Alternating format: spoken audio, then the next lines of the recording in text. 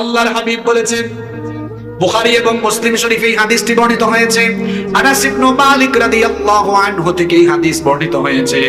তিনি বলেছেন, রাসূল কারীম আমার সাথে সবাই বলেন সাল্লাল্লাহু আলাইহি ওয়াসাল্লাম বলেছেন, ইয়াতবাউল মাইয়িতা সালাসা, মৃত ব্যক্তিকে তিনটা জিনিস অনুসরণ করে, অর্থাৎ মানুষ মারা যাওয়ার পরে তার সাথে কবর পর্যন্ত তিনটা জিনিস যায়।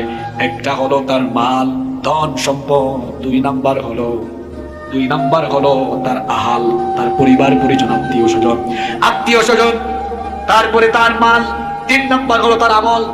দুইটা জিনিস, তার পরিবার পরিজন, আত্মীয় স্বজন এবং তার মাল, কবরে তাকে একাকী রেখে চলে আসে।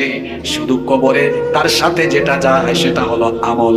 এই আমল যদি দুনিয়ার ভালো হয়, কবরে ফয়সালা ভালো হবে। দুনিয়ার আমল যদি খারাপ হয়, কবরের মধ্যে আটকে যেতে হবে। কবর কি? কবর